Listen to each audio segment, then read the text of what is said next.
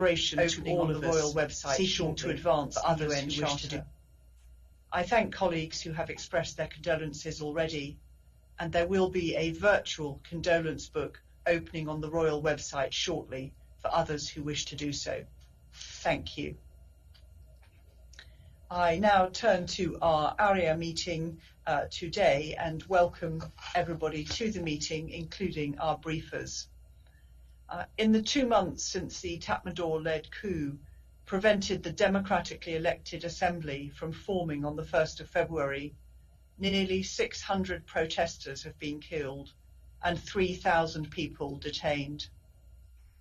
The military's violence against peaceful protesters is becoming increasingly systematic, lethal and widespread. In the ethnic states, there is renewed conflict, including military airstrikes, leaving dozens dead and thousands displaced. Myanmar is now on the brink of a serious humanitarian, health and economic crisis, posing risks of spillover to its neighbours. The UK, alongside the United States, Norway, Estonia and France and Ireland, have therefore called this ARIA meeting primarily to hear the perspectives of the people of Myanmar, whose voices the military seeks to silence. The UK is unequivocal in calling for an end to violence, the release of detainees, and return to a democratic path in Myanmar. I'd like to thank all of our briefers for joining us today. I'd like to start by giving the floor to Sai Sam Kam, a scholar and civil society leader and PhD student at the Institute of Social Studies in The Hague, to hear about the impact of the coup on conflict dynamics and ethnic communities in Myanmar. Sai Sam, you have the floor. Thank you very much, Madam Chairperson. I would like to start my statement. Madam Chairperson, Excellencies, ladies and gentlemen, it is an honor to address the ARIA Formula meeting of the UN Security Council on the situation in Myanmar. I would like to address the challenges facing the pro-democracy movement across Myanmar, including for the ethnic and religious minorities. This statement is made in my own capacity as a Myanmar citizen, and it has nothing to do with the opinions of individuals or the organization that I have affiliated with in the past. After 3 months of the illegal military coup d'etat in Myanmar, over 2,800 civilians have been arrested, over 500 have been charged and many are in hiding. Over 600 civilians have been killed on the street and in their homes. Most of them were deliberately shot in the head and back. They were also shot with rocket-propelled grenades.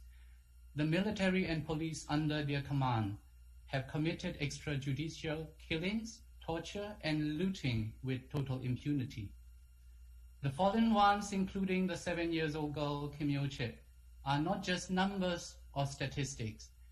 They have names and families who dearly love them. Tin Za Hein, a 20-year-old trainee nurse from Mong Yua, went to the front line every day to save lives. Angel, a 19-year-old of Chinese descent from Mandalay, wished to donate her body for medical research if she got killed. Somaya or Bamyeche, a 20-year-old Muslim woman from Yinjiang, stood on the front line every day to protect protesters from tear gas and rubber bullets. A placard she carried read, "I will run away if you shoot me, but if I'm not killed today, I will come back tomorrow." Keza Win is a 39-year-old poet and a former student union activist from Mong Yua. His last poem before he was killed read, "The whole world will be cleansed when the song of young people gets louder. The manifold injustice will cower under the reverberating song of the youth." They are just a few vignettes among the many courageous and selfless heroes who tragically made the ultimate sacrifice for a free and democratic Myanmar. The streets of Yangon and in many parts of the country are now strewn with yellow without flower, a symbol of New Year for Buddhists, the religious majority. Just as no one can keep the Badao from blooming, no one can stop the aspiration of young people who believe freedom and democracy is worth dying for. The people of Myanmar have experienced hope and the relative freedom of the military control transition from 2011 to 2021. They would never give up their rights. Neither the terrorist junta nor any state siding with them have the power to crush the determination of 53 million people. Some have framed the Nui revolution as a violent riot or a part of a Western agenda, which is condescending and an insult to the intelligence and agency of Myanmar people. We will take none of that. The price to fight against the military dictatorship is steep. Recently, the junta conducted indiscriminate airstrikes in Karen State, resulting civilian deaths and the destruction of schoolhouses and other properties. Over 20,000 people have been displaced, and the Thai government prevented them from reaching safety. A similar fate has fallen to the Kachin, Shan, and Ang people. While urban residents now experience the terror of the military, this has been an unending nightmare of many ethnic and religious minorities, a reality for over 70 years. The democratic transition in Myanmar has uneven across time and space. While civic democratic space opened up in urban areas, hundreds of thousands of Kachin, Shan, and Arakan people were displaced. Myanmar electoral democracy was not enough to stop the rivers of blood. Under the watch of the democratically elected NLD government, 1 million Rohingya people were violently driven from their homes to Bangladesh. The slow-burning genocide is still ongoing today. Land belonging to the Rohingya continues to be confiscated. Just a few days ago, there were reports of 300 acres were confiscated in Mongdor Township. The racist and undemocratic 1982 citizenship law must be abolished, and there must be a clear pathway to reinstate and protect citizenship rights of the Rohingya people. Genocide, war crime, and crimes against humanity were perpetrated by the Myanmar military with blanket impunity for many decades. Repeated calls for holding the perpetrators accountable were ignored. The UN Security Council has the mandate and moral obligation to end the ongoing atrocities and the destruction of more innocent lives.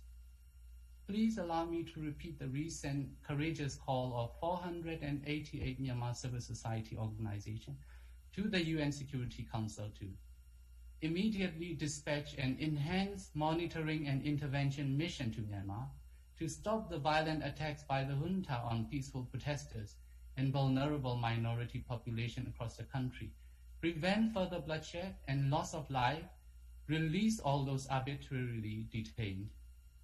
Urgently impose a coordinated global arms embargo on Myanmar, and refer Myanmar to the International Criminal Court to hold the military regime to account for the atrocity crimes that it has committed and is continuing to commit.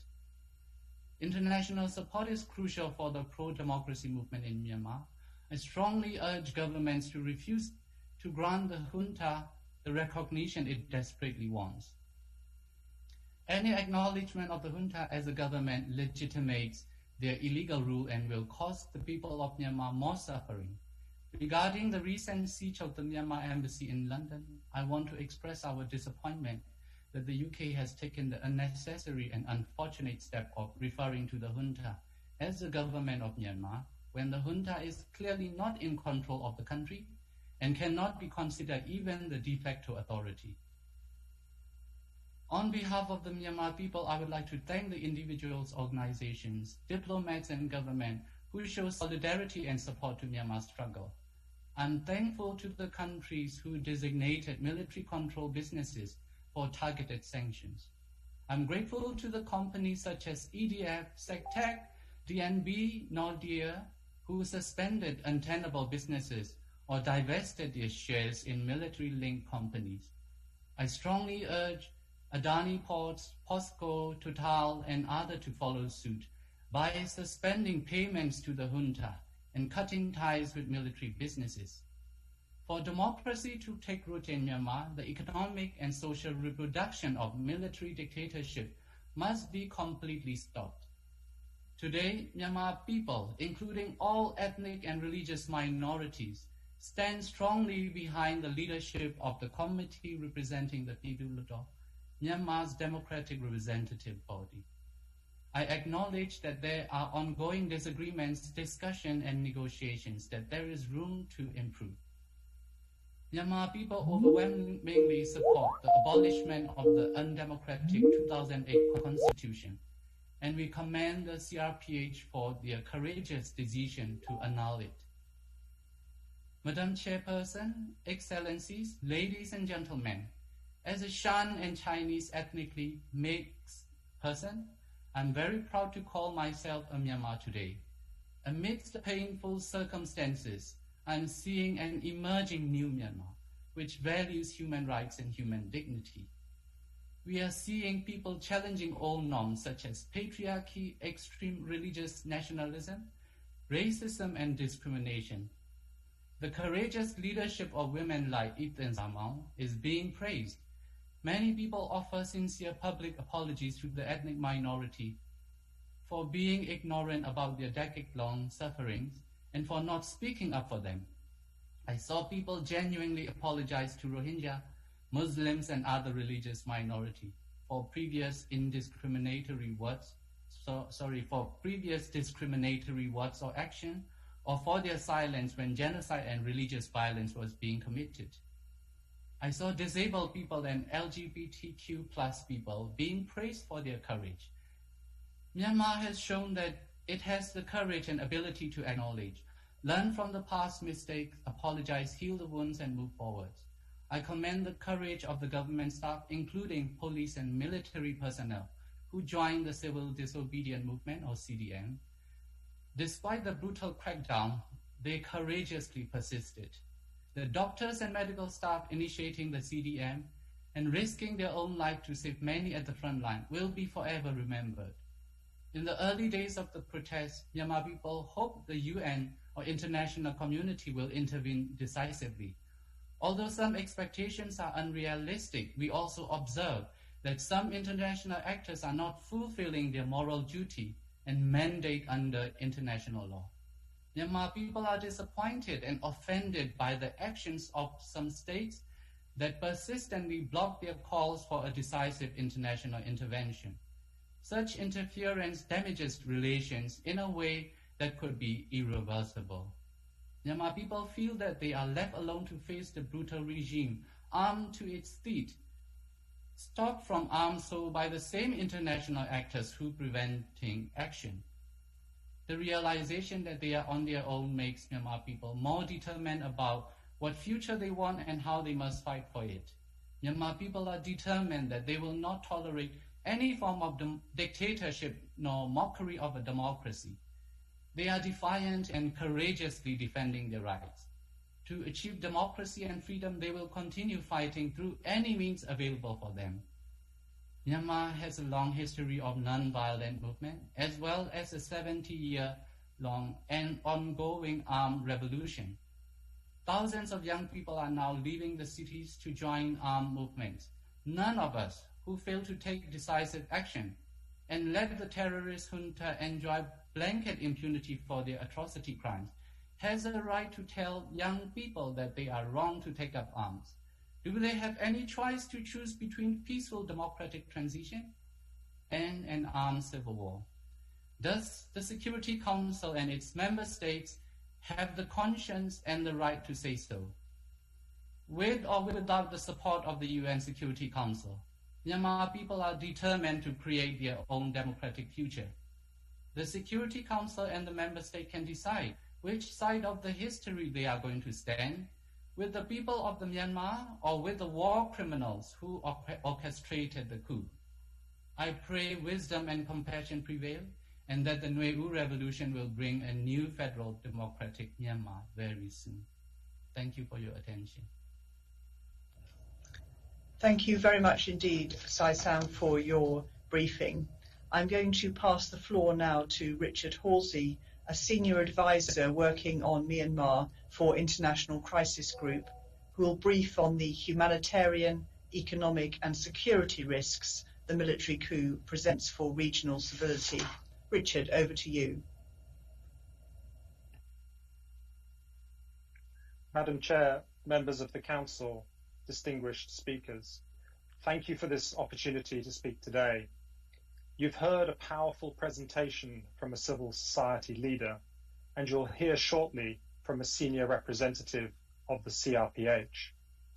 As an independent observer, I can perhaps best contribute to this discussion by situating the current crisis in the country's broader context. To put it simply, Myanmar stands at the brink of state failure, of state collapse. This is not hyperbole or rhetoric.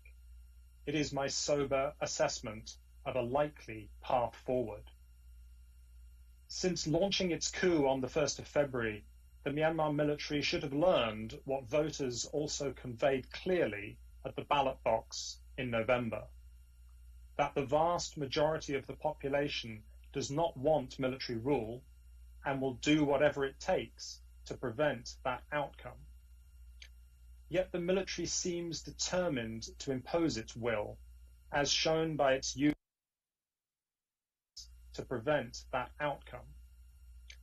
Yet the military seems determined to impose its will, as shown by its use of violence against civilian protesters, medical first responders, the general urban population.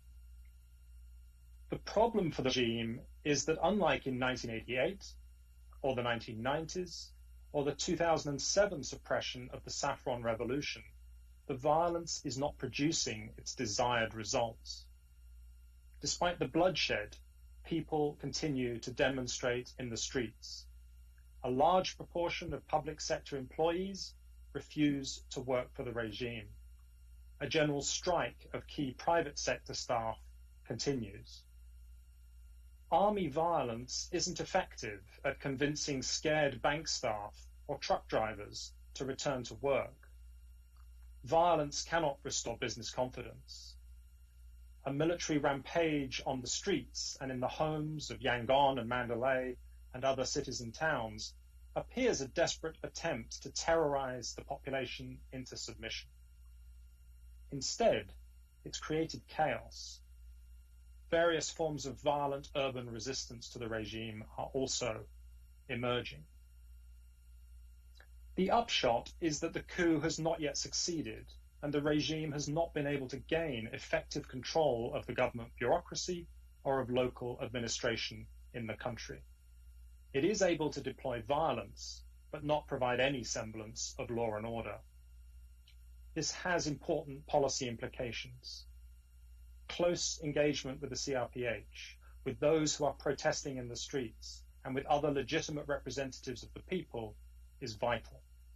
The military regime is not constitutional or otherwise legal, and countries and organizations should not preempt the situation by recognizing its de facto authority when the coup is not a fait accompli.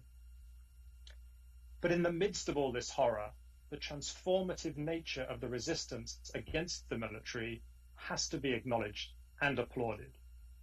A new generation of political action has emerged that's transcended old divisions and old prejudices, and gives great hope for a future Myanmar that embraces and is at peace with its diversity. The actions of the regime aren't just morally reprehensible, they're also extremely dangerous. Not only has the military been unable to consolidate its attempted coup and effectively govern the country, but also its actions may be creating a situation where the country becomes ungovernable. That should be of grave concern to the region and to the broader international community. The precise contours of state failure are hard to predict, depending not only on what goes wrong, but also in what order. But the trajectory is alarming. First, the banking system is at a virtual standstill and has been for 2 months now. That means businesses can't make and receive payments, individuals can't access their cash, and payrolls aren't being processed. The regime has been threatening private banks to get them to reopen branches, but many staff are unwilling to go to work. And with the military perpetrating random violence on the street, others are afraid to do so. Just last week, a local employee of a Korean bank in Yangon was fatally shot in the head by soldiers while she was traveling home in a company vehicle. The attempted coup has resulted in a hard stop in economic activity, precipitating an economic crisis that will push millions into poverty. Second, supply chains are breaking down. Most imports and exports have come to a halt as customs staff and port workers have gone on strike and containers are backed up at the docks. Domestic haulage has mostly stopped, with truck drivers unwilling to take the risk of driving around the country. Imports of essential agricultural inputs have slowed. Markets are becoming dysfunctional, and many people are without income or access to cash, leaving them unable to buy what food is available. A hunger crisis looms. Third, the health system has collapsed. Many public hospitals are shuttered as medical staff refuse to work for the regime. Other hospitals in key city locations have been taken over by soldiers as forward operating bases, with patients evicted. Medical first responders have been targeted by troops when they attempt to render assistance to injured civilians. There's hardly any COVID-19 testing and treatment, and the vaccination program is far behind schedule. Regular childhood vaccinations are in jeopardy. Critical imported pharmaceuticals are in short supply.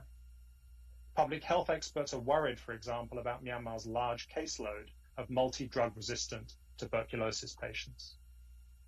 A health crisis is coming. Fourth, armed conflict is rising. Myanmar is home to some 20 ethnic armed groups fighting for greater autonomy, as well as several hundred militias of various sizes that are loosely aligned with the Myanmar military. Some ethnic armed groups who have observed ceasefires for years are being drawn into renewed conflict with the army as they try to protect their civilian populations from violence, give sanctuary to protest leaders, and resist army aggression. Others are expanding their areas of control, oppressing territorial claims against rival groups, taking advantage of a security vacuum while the military tries to assert its control over the main cities. And lastly, it needs to be acknowledged that much of Myanmar's natural wealth is in the hands of unregulated actors. Over recent years, the civilian government has had little success in asserting control over them. If the centre implodes as a result of the army's misguided and heavy-handed response to the protests, criminal economic forces could be unleashed that would be impossible to contain.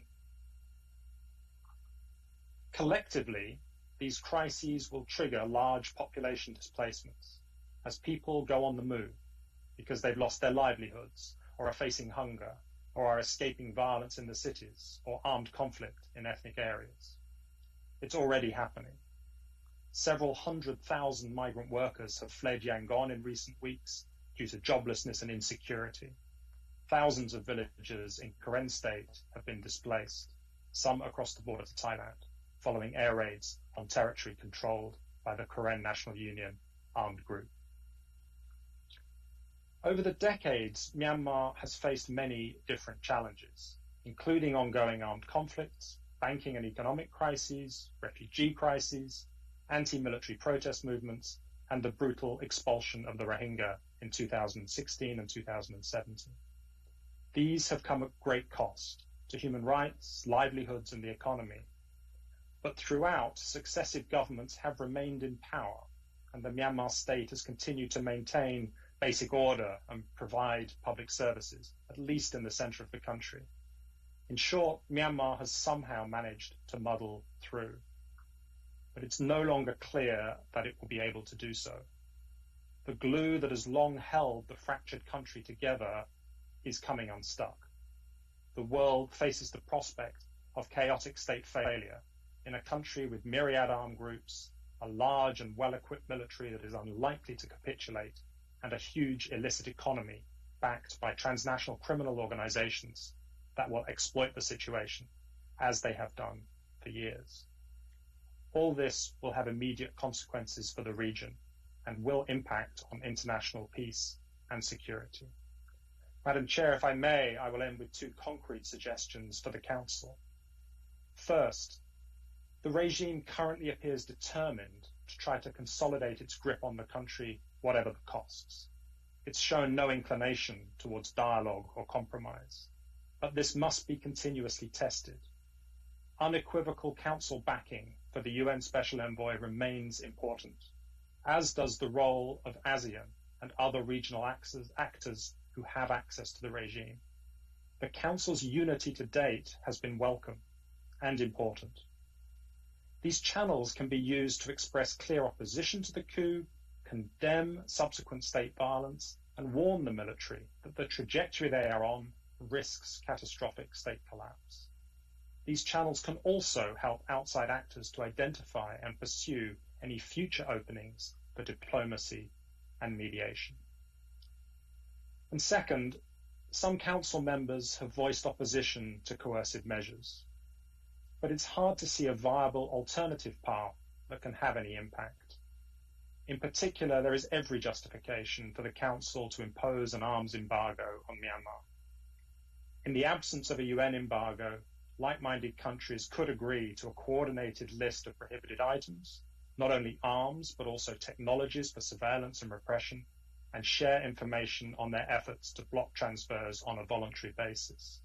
This would create a framework for other states to coordinate restrictions on Myanmar. Like-minded countries should also continue to coordinate the imposition of targeted economic sanctions. None of these are likely to have as much impact as either the regime's own policy failures or the deliberate actions of the civil disobedience movement, but they have an important signaling effect to the regime, as well as to those resisting its violent attempts to usurp state power. Thank you. Thank you, Richard, for your briefing. I now give the floor to Daw Zinma Ong. Following the military coup, Myanmar's democratically elected representatives established the committee representing Pyadung Su Hrator with a political vision to end military rule and build a federal democracy. I will give the floor to Daw Zinma Ong, who will brief on CRPH's perspective on the way forward. Thank you. Thank you. Thank you so much, Madam Chairperson. Thank you, Your Excellency, so much for giving me the floor to share the message from inside Burma, Myanmar to the world. On February 1, the Myanmar military, led by Senior General Mi Aung Hlaing, unleashed an attack of systematic and targeted violence against the citizens of Myanmar. This orchestrated program of armed violence has brought suffering and devastation to civilians across my entire country, from north to south, from east to west.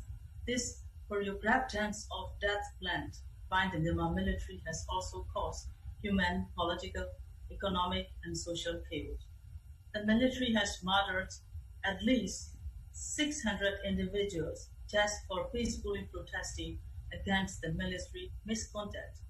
It is important to highlight the excessive use of force and violence by these military forces against the non-violent pro-democracy movement, also known as Civil Disobedience Movement, CDM. Thousands of my fellow countrymen and women are still unlawfully detained, incommunicado, and without any due process rights. This includes civilian political leaders. Today, before this session starts, the military forces use lethal force, like munitions, and even use the weapon like RPGs to attack the civilian populations in Bago Township. The ambulances are not allowed to enter to the area, even though there have been dozens of civilian fatalities. In the last 2 weeks, the Tatmadaw has also escalated its armed violence in different ethnic states, including Lian, Shan, and Kachin. The military also used airstrike in such ethnic area. Additionally, the Tatmadaw also redeployed forces to Rakhine State after the Brotherhood Alliance, including Arakan Army, AA, issued a statement criticizing the killing of peaceful civilian protesters. Aside from the systematic violence attack by the military that target ordinary people, the military high command overseeing this carnage, now trying to pivot itself by using the name Tamador State Administration Council (SAC), has been implementing aggressive tactics such as cutting off internet connections, arbitrary arrest, and unlawful detention. There is a vast abundance of evidence to prove that the Tamador's criminal activities are both systematic and targeted. Our citizens have documented and uploaded in the internet videos and reports of thousands of atrocities committed by the security forces. The persistence of the CDM since the systematic and targeted attack was unleashed on 1st February are confirmation that the military does not have control over the country, despite the excessive use of force by the security forces. The systematic violence committed by the military against the civilian populations are proof that the military does not have any legitimacy whatsoever. I am making this presentation to you today as the Acting Minister of Foreign Affairs of the Republic of the Union of Myanmar. I represent Myanmar. I was appointed to this post by the authorized body of our national parliament, which is composed of the democratically elected representatives of the people of Myanmar. As duly elected representatives of the people, it is our legal and moral obligation to the best of our ability, to exercise our mandate to end the military rampage and return Myanmar to orderly, civilian, democratic governance. We must ensure the rule of law is respected, and we have national and international legal obligations to bring justice to all those who have sacrificed their lives and freedoms against this systematic and targeted military violence against the civilian of my country. Failing to convene in person on February 1, due to the planned military violence, we, the elected members of Parliament, took our oath of office and convened online. We formed the committee representing Pirangsudodor CRPH to carry out our mandate of forming a legitimate government out of the representative duly elected by the people. The planned military bloodbath that started on February 1 were clearly illegal, and thus the military cannot be considered a legitimate or unlawful government, not even if the generals try to hide behind the anodyne sounding names of State Administration Council (SAC). The SAC will claim that its formations and actions are in line with the 2008 Constitution. This is far from the truth, Your Excellency. First, even if one were to refer to the 2008 Constitution, the military had no legal basis that would allow it to manufacture a forced state of emergency where none actually existed. There have been no evidence of border threat. Moreover, only the president may declare a state of emergency, not the generals. To get around this, the military illegally and outrageously imprisoned the president, the head of state, and installed its long-retired general vice president as president to declare a state of emergency. The illegal and illegitimate and no longer enforced 2008 Constitution used as a fig leaf to restore its power. Second, the 2008 Constitution itself no longer exists. It has been abolished. It was an illegal and illegitimate instrument in the first place. The process of drafting the 2008 Constitution was fundamentally flawed. It was autocratic and failed to take into account election results. The substance of the Constitution was undemocratic and authoritarian. Furthermore, the 2008 Constitution has empowered the Tamador to repeatedly undermine Myanmar's democratic transitions. Now, the future is in our hands to establish federal democratic union. On 1st April 2021, we have launched the Federal Democratic Charter, which outlines our commitment to ending the bloody campaign by the military against its own civilian populations, that it is meant to be protecting and towards building a new federal democratic union of Myanmar based on the following values. 1. Democracy rights, gender equality, and basic human rights. 2. Equality and self-determination. 3. Collective leadership.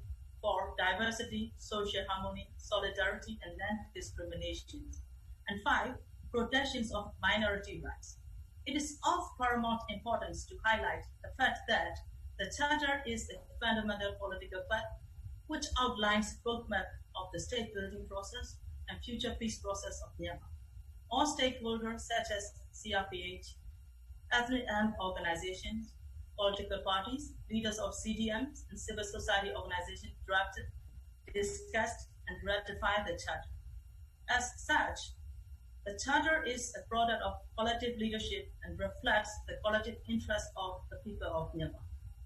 The Charter has identified steps and principles towards establishing institutions that will help the country's stakeholders during the transition period leading to the development of the pillar of the modern and peaceful federal democratic union.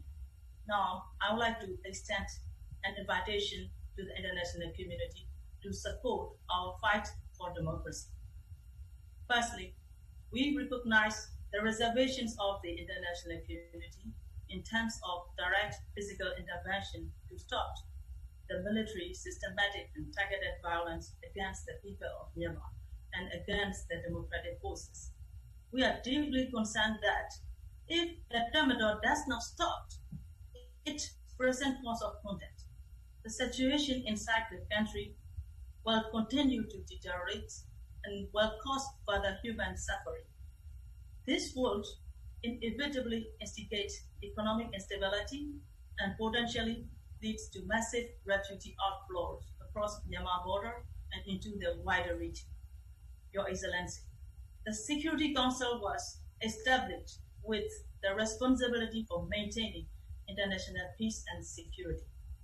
We therefore urge the UN Security Council member states to take immediate concrete action that places both direct and indirect pressure against the military and to uphold Pillar 3 of the responsibility to protect. Second, we appreciate all the efforts that have been done so far to put pressure against the Thermidor and the military high command masquerading as the so-called SAC.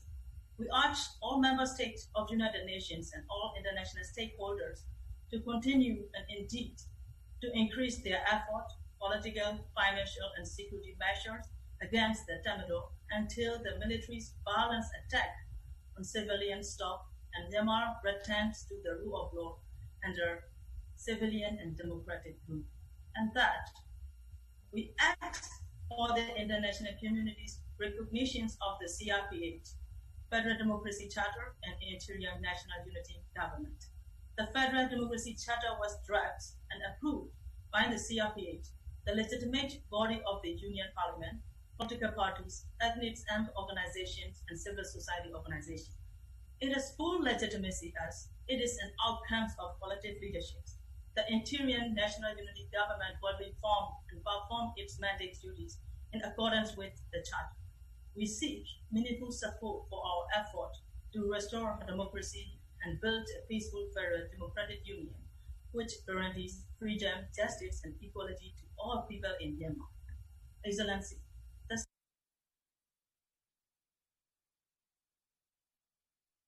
the oppressive terrorists. This is the fight we